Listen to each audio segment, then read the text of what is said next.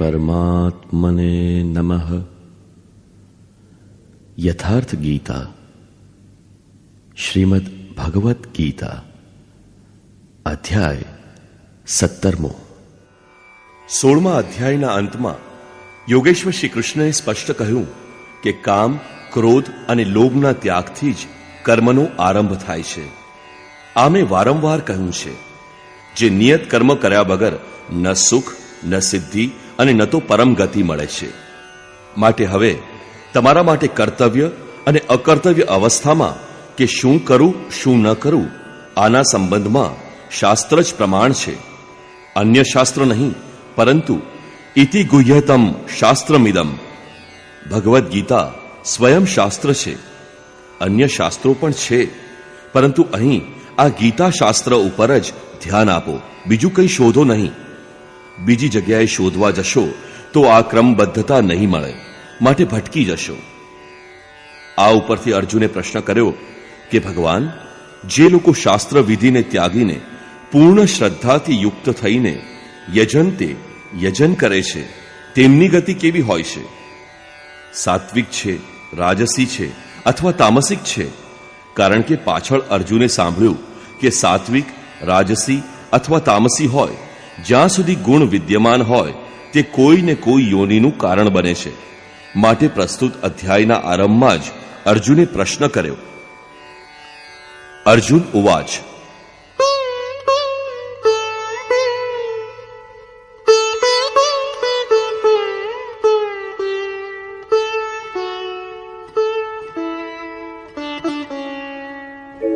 ये शास्त्रविधिमुत्सृज्य यजन्ते श्रद्धयान्विताः तेषां निष्ठा तु का कृष्ण सत्त्वमाहो रजस्तमः.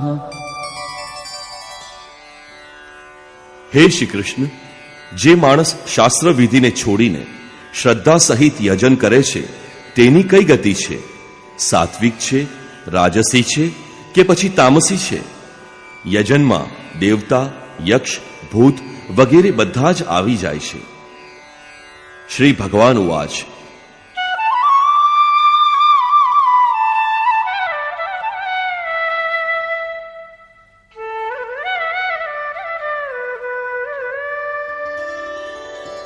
ત્રિવિધા ભવતી શ્રદ્ધા દેહિનાં સા સ્વભાવજા સાત્વિકી રાજસી ચૈવ તામસી ચેતિ તામ શૃણુ.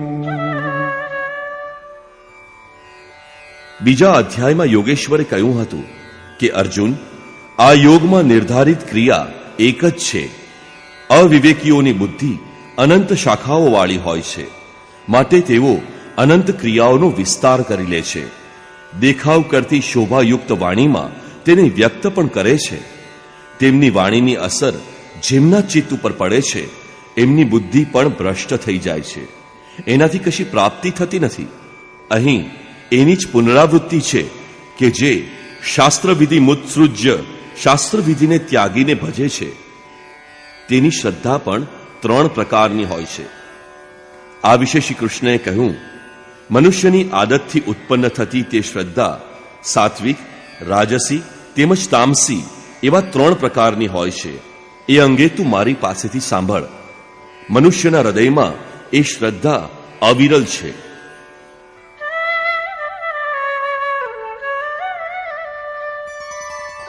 સત્વાનુરૂપા સર્વસ્ય શ્રદ્ધા ભવતિ ભારત શ્રદ્ધામયોऽયં પુરુષો યો યચ્છ્રદ્ધઃ સ એવ સઃ. હે ભારત, બધા જ મનુષ્યોની શ્રદ્ધા તેમના ચિત્તની વૃત્તિઓ મુજબ હોય છે. આ પુરુષ શ્રદ્ધામય છે. માટે જે પુરુષ જેવો શ્રદ્ધાવાળો છે તે પોતે પણ એ જ છે.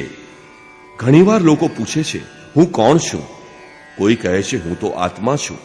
પરંતુ નહીં, અહીં યોગેશ્વર શ્રી કૃષ્ણ કહે છે કે જેવી શ્રદ્ધા, જેવી વૃત્તિ, તેવો પુરુષ. ભગવદ્ ગીતા યોગ દર્શન છે. મહર્ષિ પતંજલિ પણ યોગી હતા. તેમનું યોગ દર્શન છે. યોગ શું છે? એમણે કહ્યું, યોગશ્ચિત્ત વૃત્તિ નિરોધ. ચિત્તની વૃત્તિઓનો નિરોધ એ યોગ છે. કોઈએ પરિશ્રમ કરીને ચિત્તનો નિરોધ કર્યો, તેનો લાભ શો? તદા દ્રષ્ટુઃ સ્વરૂપે વસ્થાનમ. તે સમયે આ દ્રષ્ટા, જીવાત્મા પોતાના જ શાશ્વત સ્વરૂપમાં સ્થિર થઈ જાય છે. શું સ્થિર થતા પહેલા તે મલિન હતો? પતંજલિ કહે છે, વૃત્તિ સારૂપ્ય મિત્તસ્ત્ર. જેવું વૃત્તિનું રૂપ તેવો જ તે દ્રષ્ટા છે. અહીં યોગેશ્વર શ્રી કૃષ્ણ કહે છે, આ પુરુષ શ્રદ્ધામય છે, શ્રદ્ધાથી ઓતપ્રોત. ક્યાંક ને ક્યાંક તો શ્રદ્ધા અવશ્ય હોવાની જ, અને જેવો તે શ્રદ્ધાળુ છે તે પોતે પણ તે જ છે. જેવી વૃત્તિ તેવો પુરુષ. હવે ત્રણેય શ્રદ્ધાઓનું ભગવાન વિભાજન કરે છે.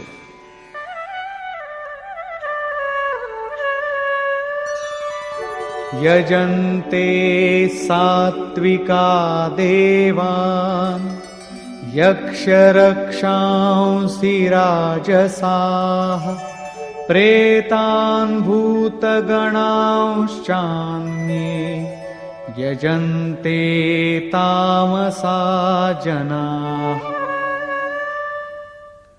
સાત્વિક પુરુષ દેવતાઓને પૂજે છે, રાજસી પુરુષ યક્ષ અને રાક્ષસોને પૂજે છે, તથા અન્ય તામસી પુરુષ પ્રેત અને ભૂતોને પૂજે છે. તેઓ પૂજનમાં અથાગ પરિશ્રમ કરે છે.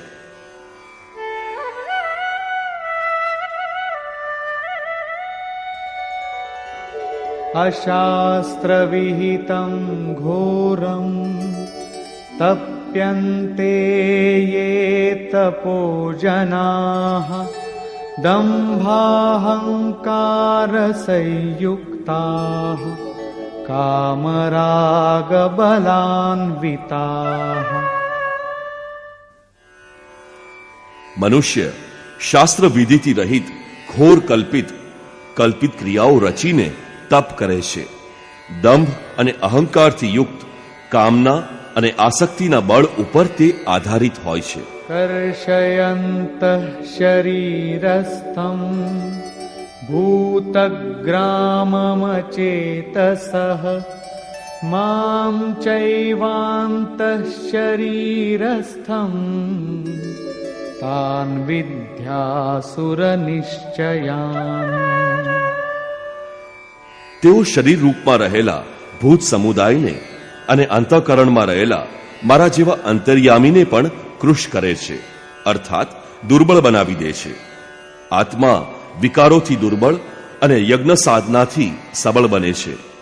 તે અજ્ઞાનીઓને તું અવશ્ય અસુર જાણ, અર્થાત તેઓ બધા જ અસુરો છે.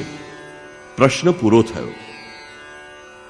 શાસ્ત્ર વિધિને ત્યાગીને ભજનારા સાત્વિક પુરુષ દેવતાઓને, રાજસી પુરુષ યક્ષ અને રાક્ષસોને, અને તામસી પુરુષ ભૂત અને પ્રેતોને પૂજે છે. કેવળ પૂજા જ નથી કરતો, ઘોર તપશ્ચર્યા પણ કરે છે. પરંતુ અર્જુન, શરીર રૂપથી ભૂતોને અને અંતર્યામી રૂપમાં રહેલા મને, પરમાત્માને દુર્બળ બનાવે છે. મારાથી અંતર પેદા કરે છે, નહીં કે ભજે છે. એમને તું અસુર જાણ, અર્થાત દેવતાઓને પૂજનારા પણ અસુરો જ છે. આનાથી વધારે કોઈ શું કહેશે? માટે જેના આ બધા અંશ માત્ર છે, તેમના મૂળ એક પરમાત્માનું ભજન કરીએ. આના ઉપર વારંવાર યોગેશ્વર શ્રી કૃષ્ણએ ભાર મૂક્યો છે.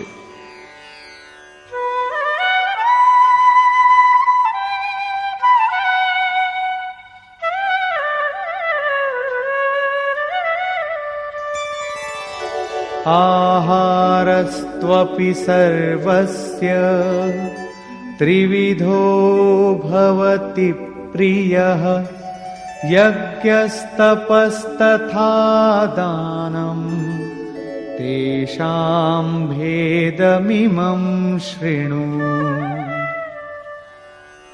અર્જુન, જેમ શ્રદ્ધા 3 પ્રકારની હોય છે, તે જ રીતે બધાને પોતપોતાની પ્રકૃતિ મુજબ 3 પ્રકારના ભોજન પણ પ્રિય હોય છે. એ જ રીતે યજ્ઞ, તપ અને દાન પણ 3 પ્રકારના હોય છે. તેના ભેદને તું મારી પાસેથી સાંભળ. પ્રથમ પ્રસ્તુત છે આહાર. આયુઃ સત્વબલારોગ્ય સુખ પ્રીતિ વિવર્ધનાઃ રસ્યા સ્નિગ્ધા સ્થિરા હૃદ્યા આહારા સાત્વિક પ્રિયા. આયુષ્ય, બુદ્ધિ, બળ, આરોગ્ય, સુખ અને પ્રીતિને વધારનારા, રસયુક્ત, ચીકણા અને સ્થિર રહેનારા તથા સ્વભાવથી જ હૃદયને પ્રિય લાગે તેવા ભોજ્ય પદાર્થ સાત્વિક પુરુષને પ્રિય હોય છે. યોગેશ્વર શ્રી કૃષ્ણ અનુસાર સ્વભાવથી હૃદયને પ્રિય લાગે તેવા બળ, આરોગ્ય, બુદ્ધિ અને આયુષ્યને વધારનારા ભોજ્ય પદાર્થ જ સાત્વિક છે. જે ભોજ્ય પદાર્થ સાત્વિક છે તે જ સાત્વિક મનુષ્યને પ્રિય હોય છે. આથી સ્પષ્ટ થઈ જાય છે કે કોઈ પણ ખાદ્ય વસ્તુ સાત્વિક, રાજસી અને તામસી નથી હોતી. ન દૂધ સાત્વિક છે, ન ડુંગળી રાજસી અને ન તો લસણ તામસી છે. જ્યાં સુધી બળ, બુદ્ધિ, આરોગ્ય અને હૃદયને પ્રિય લાગવાનો પ્રશ્ન છે તો વિશ્વભરમાં મનુષ્યને પોતપોતાની પ્રકૃતિ, વાતાવરણ અને પરિસ્થિતિ મુજબ વિભિન્ન ખાદ્ય સામગ્રીઓ પ્રિય હોય છે. જેમ કે બંગાળી અને મદ્રાસીઓમાં ચોખા પ્રિય હોય છે અને પંજાબીઓને રોટલી. એક બાજુ તો અરબસ્તાનના વાસીઓને દુંબા, ચીનાઓ માટે દેડકો, તો બીજી બાજુ ધ્રુવ જેવા ઠંડા પ્રદેશોમાં માંસ વગર ગુજારો થતો નથી. રશિયા અને મોંગોલિયાના આદિવાસી ખાદ્યમાં ઘોડાનો ઉપયોગ કરે છે. યુરોપવાસી ગાય અને ભૂંડનો ઉપયોગ કરે છે. છતાં પણ વિદ્યા, બુદ્ધિ, વિકાસ તથા ઉન્નતિમાં અમેરિકા તથા યુરોપવાસી પ્રથમ શ્રેણીના ગણાય છે. ગીતા પ્રમાણે રસયુક્ત, ચીકણા અને સ્થિર રહેવાવાળા ભોજ્ય પદાર્થ સાત્વિક હોય છે. લાંબા આયુષ્ય, અનુકૂળ બળબુદ્ધિ વધારનારા, આરોગ્યવર્ધક પદાર્થ સાત્વિક છે. સ્વભાવથી હૃદયને પ્રિય લાગવા વાળો ભોજ્ય પદાર્થ સાત્વિક છે. માટે ક્યાંક કોઈ ખાદ્ય પદાર્થને ઘટાડવાનું કે વધારવાનું નથી. પરિસ્થિતિ, પરિવેશ અને દેશકાળ મુજબ જે ભોજ્ય વસ્તુ સ્વભાવને પ્રિય લાગે અને જીવન શક્તિ પ્રદાન કરે એ જ સાત્વિક છે. વસ્તુઓ સાત્વિક, રાજસી અથવા તામસી નથી હોતી. તેમના પ્રયોગ સાત્વિક, રાજસી અથવા તામસી હોય છે. આ જ અનુકૂલન માટે જે વ્યક્તિ ઘર પરિવારનો ત્યાગ કરી માત્ર ઈશ્વર આરાધનામાં લિપ્ત છે, સંન્યાસ આશ્રમમાં છે, તેના માટે માંસ, મદિરા ત્યાજ્ય છે. કારણ કે અનુભવથી માલુમ પડ્યું છે કે આ પદાર્થો આધ્યાત્મિક માર્ગને વિપરીત મનોભાવ ઉત્પન્ન કરે છે. માટે આનાથી સાધના પથથી ભ્રષ્ટ થવાની અધિક સંભાવના છે.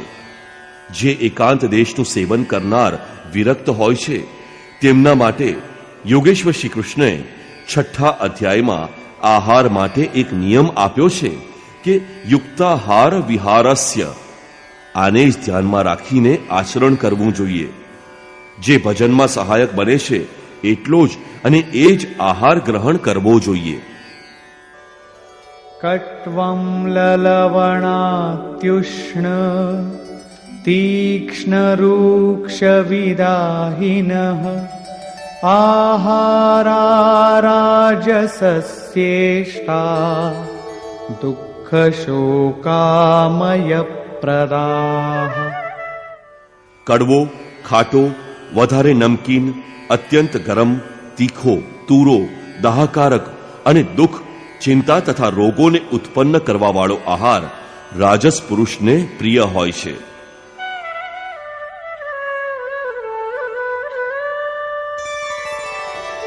યાતયામં ગતરસં પૂતિપર્યુષિતં ચ યત ઉચ્છિષ્ટમપિ ચામેધ્યં ભોજનં તામસ પ્રિયમ. જે ભોજન એક પ્રહર એટલે કે 3 કલાકથી વધુ સમય પહેલા બનેલું હોય છે, ગતરસમ રસરહિત, દુર્ગંધયુક્ત, વાસી, ઉચ્છિષ્ટ એટલે કે એઠું અને અપવિત્ર પણ છે, અને તે ભોજન તામસ પુરુષને પ્રિય હોય છે. પ્રશ્ન પૂરો થયો. હવે પ્રસ્તુત છે યજ્ઞ.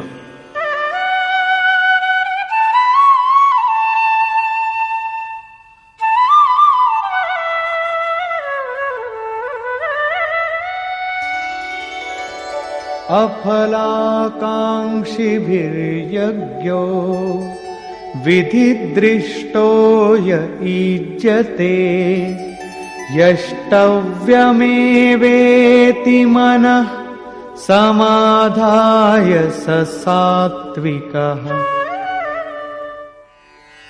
જે યજ્ઞ વિધિદ્રષ્ટ શાસ્ત્ર વિધિથી નિર્ધારિત કરાયેલો છે, જેમ કે અગાઉ 3જા અધ્યાયમાં યજ્ઞનું નામ લીધું, 4થા અધ્યાયમાં યજ્ઞનું સ્વરૂપ બતાવ્યું કે ઘણા યોગી પ્રાણને અપાનમાં, અપાનને પ્રાણમાં હવન કરે છે. પ્રાણ અપાનની ગતિ નિરોધ કરીને પ્રાણોની ગતિ સ્થિર કરી લે છે. સંયમાગ્નિમાં હવન કરે છે. આ રીતે યજ્ઞના 14 સોપાન બતાવ્યા, જે બધા જ બ્રહ્મ સુધીના અંતરને કાપવા વાળી એક જ ક્રિયાની ઊંચી અથવા તો નીચી અવસ્થાઓ છે. સંક્ષેપમાં યજ્ઞ ચિંતન વિશેષની પ્રક્રિયાનું ચિત્રણ છે, જેનું પરિણામ સનાતન બ્રહ્મમાં પ્રવેશ છે, જેનું વિધાન આ ગીતા શાસ્ત્રમાં કરવામાં આવ્યું છે. એ જ શાસ્ત્ર વિધાન ઉપર ભગવાન ફરીથી ભાર મૂકીને કહે છે કે હે અર્જુન, શાસ્ત્ર વિધિથી નિયત કરેલા, જેને કરવાનું જ કર્તવ્ય છે, તથા જે મનનો નિરોધ કરવા વાળો છે, જે ફળને ન ઈચ્છનારા પુરુષો દ્વારા કરવામાં આવે છે, તે યજ્ઞ સાત્વિક છે.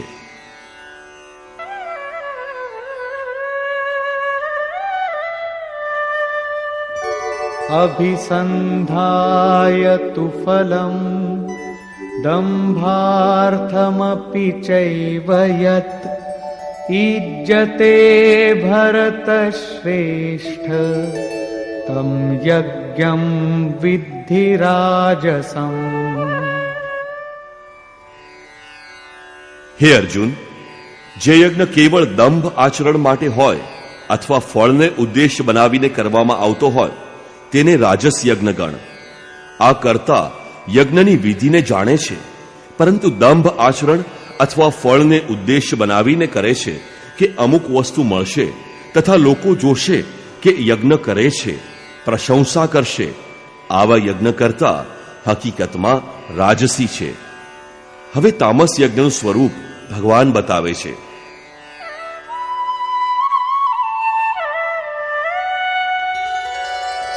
વિધિહીનમસૃષ્ટાન્નમ મંત્રહીનમદક્ષિણમ શ્રદ્ધાવિરહિતમ યજ્ઞમ તામસમ પરિચક્ષતે. જે યજ્ઞ શાસ્ત્ર વિધિથી રહિત છે, જે અન્ન પરમાત્માની સૃષ્ટિ કરવામાં અસમર્થ છે, મનને અંતરાલમાં નિરુદ્ધ કરવાની ક્ષમતાથી રહિત છે, દક્ષિણા અર્થાત સર્વસ્વના સમર્પણથી રહિત છે, તથા જે શ્રદ્ધા રહિત છે, આવા યજ્ઞને તામસ યજ્ઞ કહેવાય છે. આવો પુરુષ વાસ્તવિક યજ્ઞને જાણતો જ નથી. હવે પ્રસ્તુત છે તપ.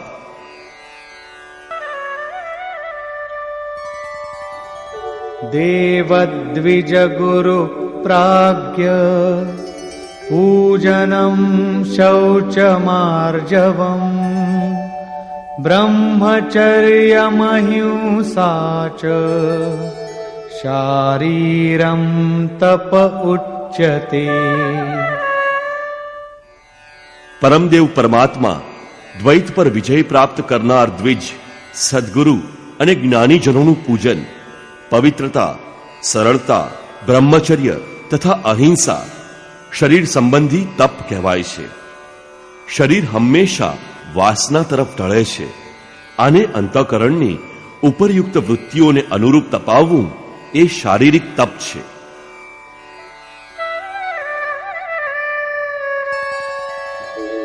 अनुद्वेगकरं वाक्यं सत्यं प्रियहितं च यत् स्वाध्यायाभ्यसनं चैव वाङ्मयं तप उच्यते। ઉદ્વેગ ઉત્પન્ન ન કરનારા, પ્રિય, હિતકારક, સત્ય ભાષણ તથા પરમાત્મામાં પ્રવેશ અપાવનારા શાસ્ત્રોના ચિંતનનો અભ્યાસ, નામ, જપ વગેરે વાણી સંબંધી તપ કહેવાય છે. વાણી વિષયોન્મુખ વિચારોને પણ વ્યક્ત કરતી રહે છે. આને એ તરફથી સમેટીને પરમ સત્ય પરમાત્માની દિશામાં લગાવવું એ વાણી સંબંધી તપ છે. હવે મન સંબંધી તપને જોઈએ.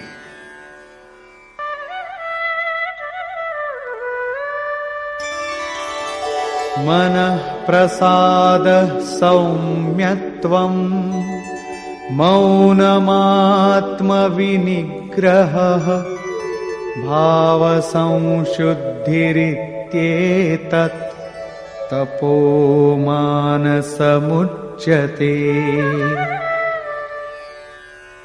મનની પ્રસન્નતા, સૌમ્ય ભાવ, મૌન અર્થાત ઇષ્ટ સિવાય અન્ય વિષયોનું સ્મરણ પણ ન હોય, મનનો નિરોધ, અંતઃકરણની સર્વથા પવિત્રતા, આ બધા મન સંબંધી તપ કહેવાય છે. ઉપરયુક્ત ત્રણે શરીર, વાણી અને મનનું તપ મળીને એક સાત્વિક તપ છે.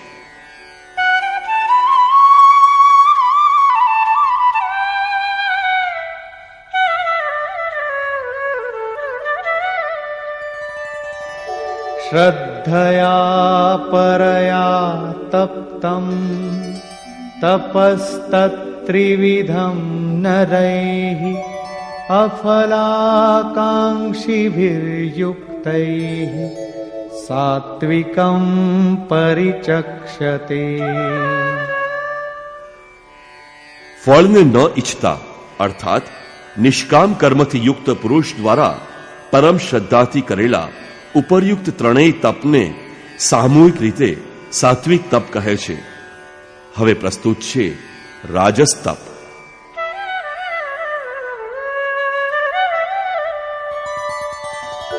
સત્કારમાન પૂજાર્થં તપોદંભેન ચૈવ યત ક્રિયતે તદિહ પ્રોક્તમ રાજસં ચલમધ્રુવમ.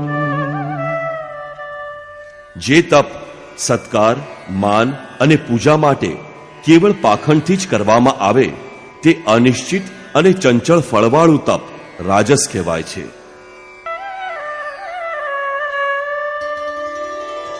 મૂઢગ્રાહેણાત્મનો યત પીડયા ક્રિયતે તપઃ પરસ્યોત્સાદનાર્થં વા તત્તામસમુદાહૃતમ.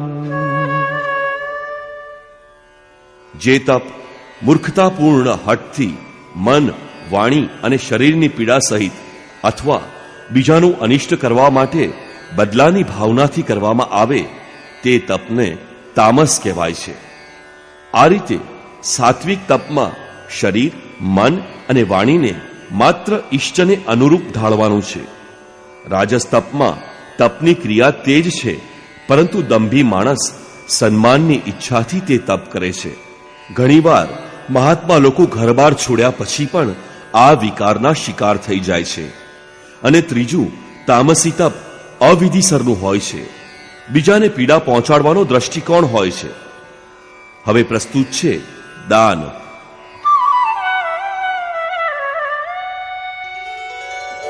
દાતવ્યમિતિ યદ્દાનમ દીયતેનુપકારિણી દેશે કાલે ચ પાત્રે ચ તદ્દાનમ સાત્વિકમ સ્મૃતમ. દાન આપવું જ કર્તવ્ય છે. આ ભાવથી જે દાન દેશ, કાળ અને સાચું પાત્ર પ્રાપ્ત થતા બદલામાં ઉપકારની ભાવનાથી રહિત થઈને આપવામાં આવે છે તે દાન સાત્વિક કહેવાય છે.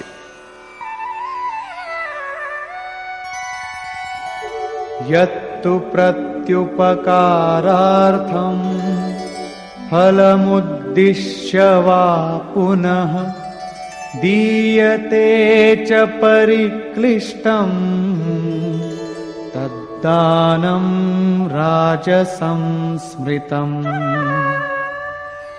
જે દાન ક્લેશપૂર્વક, જેને આપવાની ઈચ્છા નથી છતાંય આપવું પડે છે, તથા પ્રત્યુપકારની ભાવનાથી કે આ કરીશ તો આ મળશે અથવા તો ફળને ઉદ્દેશ્ય બનાવીને આપવામાં આવે છે, એ દાનને રાજસ કહેવાય છે.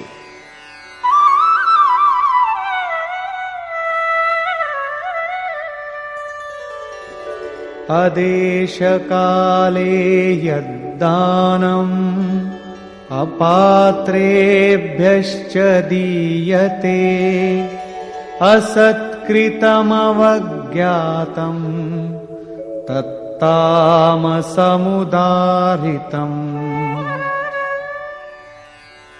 જે દાન સત્કાર કર્યા વગર અથવા તો તિરસ્કારપૂર્વક તોછડાઈથી અયોગ્ય દેશ કાળમાં અનાધિકારીઓને આપવામાં આવે છે તે દાન તામસ કહેવાય છે. પૂજ્ય મહારાજજી કયા કરતા હતા, અરે કુપાત્રને દાન કરવાથી દાતા નષ્ટ થઈ જાય છે. ઠીક આ જ રીતે ભગવાન શ્રી કૃષ્ણનું કહેવાનું છે કે દાન આપવું જ કર્તવ્ય છે. દેશ કાળ અને પાત્રના પ્રાપ્ત થવાથી બદલામાં ઉપકાર ન ઈચ્છવાની ભાવના સાથે ઉદારતાથી આપવામાં આવતું દાન સાત્વિક છે. મુશ્કેલીથી નીકળતું બદલામાં ફળની ભાવનાથી આપવામાં આવતું દાન રાજસ છે. અને વગર સત્કારે તોછડાઈપૂર્વક પ્રતિકૂળ દેશકાળમાં કુપાત્રને આપવામાં આવતું દાન તામસ છે, પણ છે તો દાન. પરંતુ જે દેહ, ગેહ વગેરે બધાના મમત્વને ત્યાગીને એકમાત્ર ઈષ્ટ ઉપર જ નિર્ભર હોય છે, તેના માટે દાનનું વિધાન આનાથી વધુ ઉન્નત છે, અને તે છે સર્વસ્વનું સમર્પણ. સંપૂર્ણ વાસનાઓથી મુક્ત થઈને મનનું સમર્પણ. જેમ કે શ્રી કૃષ્ણએ કહ્યું છે, મયેવ મન આદત્સ્વ. આમ દાન નિતાંત જરૂરી છે. હવે પ્રસ્તુત છે ઓમ, તત અને સતનું સ્વરૂપ.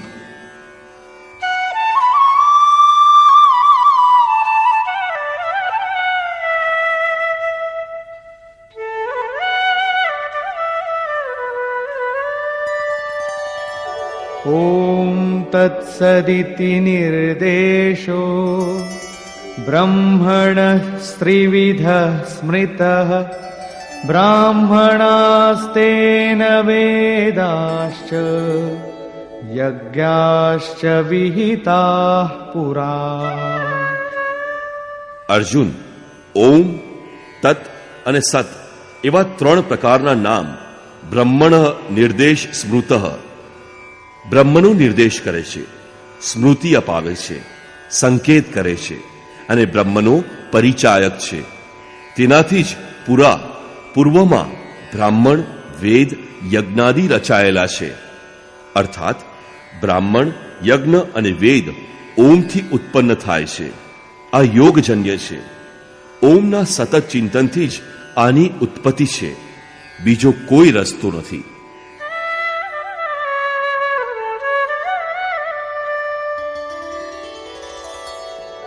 તસ્માદોમિત્યુદારિત્ય યજ્ઞદાન તપઃ ક્રિયાઃ પ્રવર્તન્તે વિધાનોક્તા સતતં બ્રહ્મવાદિનામ.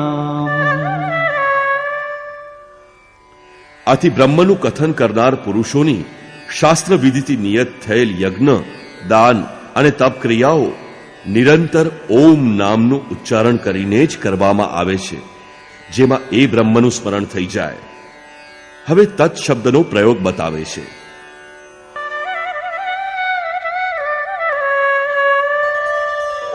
તદિત્યનભિસંધાય ફલં યજ્ઞ यज्ञतपः क्रियाः दानक्रियाश्च विविधाः क्रियन्ते मोक्षकाङ्क्षिभिः।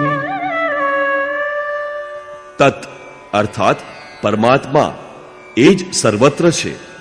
આ ભાવથી ફળને ન ઈચ્છતા શાસ્ત્ર દ્વારા નિર્દિષ્ટ વિવિધ પ્રકારની યજ્ઞ, તપ અને દાનની ક્રિયાઓ પરમ કલ્યાણની ઈચ્છા કરવાવાળા પુરુષો દ્વારા કરવામાં આવે છે.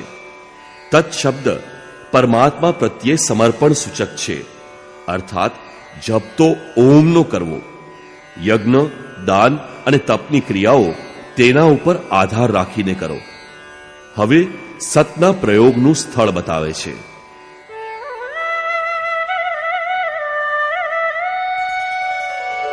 સદ્ભાવે સાધુભાવે ચ સદિત્યેતત્ પ્રયુજ્યતે પ્રશસ્તે કર્મણિ તથા સચ્છબ્દઃ પાર્થયુજ્યતે.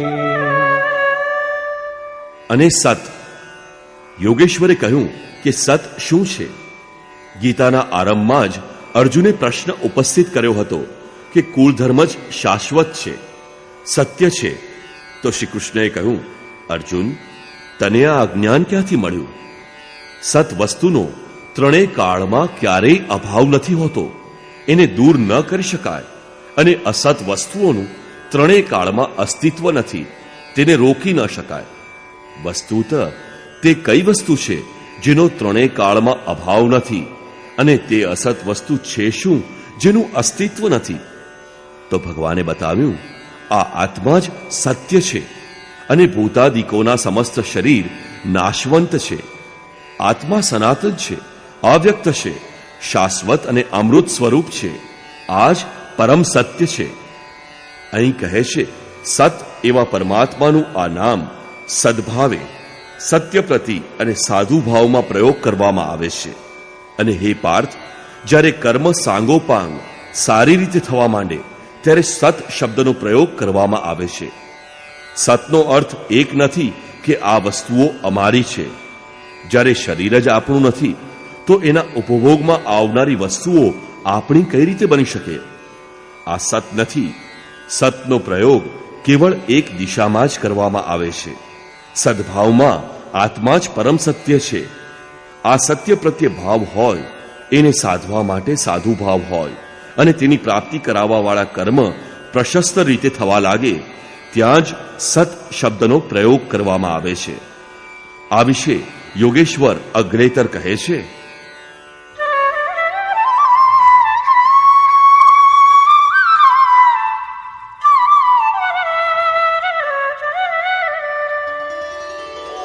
યજ્ઞે તપસી દાને ચ સ્થિતિ સદિતિ ચોચ્યતે કર્મ ચૈવ તદર્થીયમ સદિત્યેવાભિધીયતે. યજ્ઞ, તપ અને દાનને કરવામાં જે સ્થિતિ મળે છે તે પણ સત એવું કહેવાય છે. તદર્થિયમ, તે પરમાત્માની પ્રાપ્તિ માટે કરેલા કર્મ જ સત છે. અર્થાત તે પરમાત્માની પ્રાપ્તિવાળા કર્મ જ સત છે. જ્ઞાન, દાન, તપ તો આ કર્મના પૂરક છે. અંતમાં નિર્ણય આપતા કહે છે કે આ બધા માટે શ્રદ્ધા આવશ્યક છે.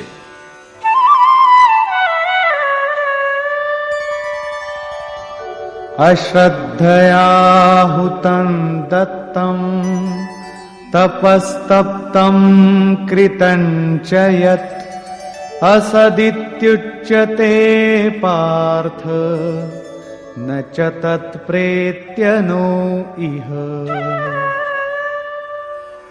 હે પાર્થ, શ્રદ્ધા વગર કરેલો હવન, આપેલું દાન, તપેલું તપ અને જે કંઈ પણ કરેલા કર્મ છે એ બધું જ અસત છે એમ કહેવાય છે.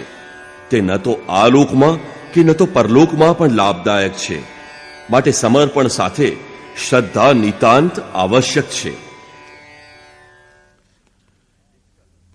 નિષ્કર્ષ: આ અધ્યાયના પ્રારંભમાં જ અર્જુને પ્રશ્ન કર્યો કે ભગવાન, શાસ્ત્ર વિધિને ત્યાગીને અને શ્રદ્ધાથી યુક્ત બનીને જે યજન કરે છે, લોકો ભૂત ભુવાદી અન્યાન્યને પૂજતા જ રહે છે, તો એવા લોકોની શ્રદ્ધા કેવી છે? સાત્વિક છે, રાજસ છે કે પછી તામસ છે? આ ઉપરથી યોગેશ્વર શ્રી કૃષ્ણએ કહ્યું, અર્જુન, આ પુરુષ શ્રદ્ધાનું સ્વરૂપ છે. શ્રદ્ધાનું સ્વરૂપ રૂપી પૂતળું છે. ક્યાંક ને ક્યાંક તેની શ્રદ્ધા હોવાની. જેવી શ્રદ્ધા એવો પુરુષ, જેવી વૃત્તિ એવો પુરુષ. તેઓની તે શ્રદ્ધા સાત્વિક, રાજસી અને તામસી એમ 3 પ્રકારની હોય છે. સાત્વિક શ્રદ્ધાવાળા દેવતાઓને, રાજસી શ્રદ્ધાવાળા યક્ષ, જે યશ અને શૌર્ય પ્રદાન કરે છે, રાક્ષસો, જે ક્રૂર કર્મીથી સંપન્ન હોય છે, એનો પીછો કરે છે, અને તામસી શ્રદ્ધાવાળા ભૂત પ્રેતોને પૂજે છે. શાસ્ત્ર વિધિથી રહિત આ પૂજાઓ દ્વારા આ 3 પ્રકારના શ્રદ્ધાળુ શરીરમાં રહેલા ભૂત સમુદાય અર્થાત પોતાના સંકલ્પો અને હૃદય દેશમાં રહેલા મને અંતર્યામીને પણ કૃશ કરે છે, નહીં કે પૂજે છે. એ બધાને તું નિશ્ચયપૂર્વક અસુર હોવાનું જાણ, અર્થાત ભૂત, પ્રેત, યક્ષ, રાક્ષસ તથા દેવતાઓને પૂજવા વાળા અસુર છે. દેવતા પ્રસંગને શ્રી કૃષ્ણએ અહીંયા 3જી વાર લીધો છે. પ્રથમ 7મા અધ્યાયમાં એમણે કહ્યું હતું કે અર્જુન, કામનાઓએ જેમનું જ્ઞાન હરી લીધું છે એ જ મૂળ બુદ્ધિના અન્ય દેવતાઓની પૂજા કરે છે. બીજી વાર 9મા અધ્યાયમાં એ જ પ્રશ્નને બેવડાવતા કહ્યું કે જે અન્યાન્ય દેવતાઓની પૂજા કરે છે તેઓ પણ મને જ પૂજે છે, પરંતુ તેમનું તે પૂજન અવિધિપૂર્વક અર્થાત શાસ્ત્રમાં નિર્ધારિત વિધિથી ભિન્ન છે, માટે તે નષ્ટ થઈ જાય છે. અહીંયા 17મા અધ્યાયમાં તેમને આસુરી સ્વભાવવાળા કહીને સંબોધિત કર્યા છે. શ્રી કૃષ્ણના શબ્દોમાં એક પરમાત્માની જ પૂજાનું વિધાન છે. તે પછી યોગેશ્વર શ્રી કૃષ્ણએ 4 પ્રશ્નોની ચર્ચા કરી: આહાર, યજ્ઞ, તપ અને દાન. આહાર 3 પ્રકારના હોય છે. સાત્વિક પુરુષને તો આરોગ્યવર્ધક, સ્વાભાવિક પ્રિય લાગવાવાળો સ્નિગ્ધ આહાર વધારે પ્રિય હોય છે. રાજસી પુરુષને કડવા, તીક્ષ્ણ, ઉષ્ણ, મસાલેદાર, રોગવર્ધક આહાર પ્રિય હોય છે. જ્યારે તામસી પુરુષને એઠો, વાસી અને અપવિત્ર આહાર પ્રિય લાગે છે.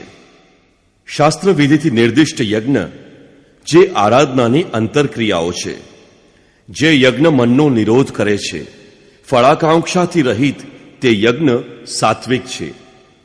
દંભ પ્રદર્શન તથા ફળ માટે કરવામાં આવતા યજ્ઞ રાજસી છે, અને શાસ્ત્ર વિધિથી રહિત મંત્ર, દાન તથા શ્રદ્ધા વિના કરેલા યજ્ઞ તામસી છે.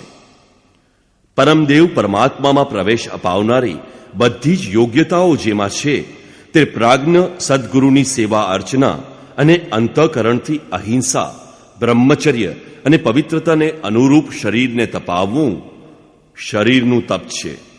સત્ય, પ્રિય અને હિતકર બોલવું વાણીનું તપ છે, અને મનને કર્મમાં પ્રવૃત્ત રાખવું, ઈષ્ટ સિવાયના વિષયોના ચિંતનમાં મનને મૌન રાખવું તે મન સંબંધી તપ છે.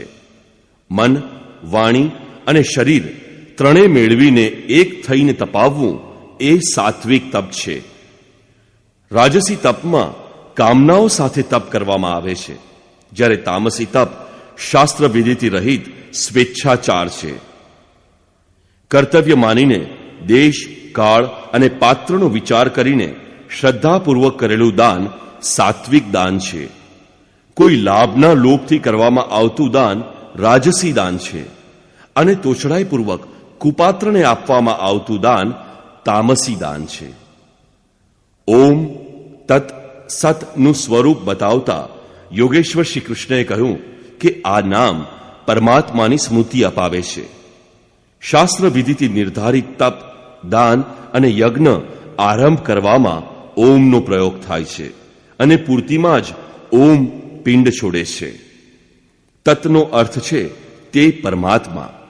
તેના પ્રતિ સમર્પિત થઈને જ તે કર્મ થાય છે, અને જ્યારે કર્મ ધારાવાહી થવા લાગે ત્યારે સતનો પ્રયોગ થાય છે.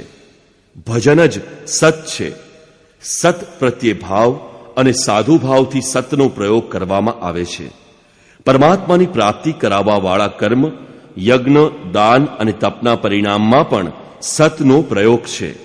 અને પરમાત્મામાં પ્રવેશ અપાવનારા કર્મ નિશ્ચયપૂર્વક સત છે. પરંતુ આ બધાની સાથે શ્રદ્ધા આવશ્યક છે. શ્રદ્ધાથી રહિત થઈને કરેલા કર્મ, અપાયેલું દાન, કરવામાં આવેલું તપ ન તો આ જન્મમાં લાભદાયક છે કે ન તો આગલા જન્મમાં લાભદાયક છે. શ્રદ્ધા અપરિહાર્ય છે. સંપૂર્ણ અધ્યાયમાં શ્રદ્ધા ઉપર પ્રકાશ પાડવામાં આવ્યો અને અંતમાં ઓમ તત સતની વિશદ વ્યાખ્યા રજૂ કરવામાં આવી, જે ગીતાના શ્લોકમાં પ્રથમવાર જ આવ્યું છે.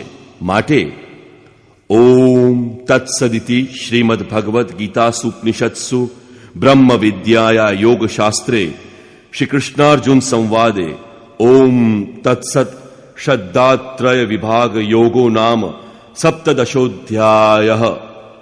આ રીતે શ્રીમદ ભગવદ્ ગીતારૂપી ઉપનિષદ અને બ્રહ્મ વિદ્યા તથા યોગશાસ્ત્ર વિષયક શ્રી કૃષ્ણ અને અર્જુનના સંવાદમાં ઓમ તત્સત શ્રદ્ધાત્રય વિભાગ યોગ નામનો 17મો અધ્યાય પૂરો થાય છે. ઇતિ શ્રીમદ પરમહંસ પરમાનંદસ્ય શિષ્ય સ્વામી અડગડાનંદ કૃતે શ્રીમદ ભગવદ્ ગીતાયા યથાર્થ ગીતા ભાષ્યે ઓમ તત્સત શ્રદ્ધાત્રય વિભાગ યોગો નામ સપ્તદશોધ્યાય. આ રીતે શ્રીમદ પરમહંસ પરમાનંદજીના શિષ્ય સ્વામી અડગડાનંદ કૃત શ્રીમદ ભગવદ્ ગીતાના ભાષ્ય યથાર્થ ગીતામાં ઓમ તત્સત શ્રદ્ધાત્રય વિભાગ યોગ નામનો 17મો અધ્યાય પૂરો થાય છે. હરિ ઓમ તત્સત.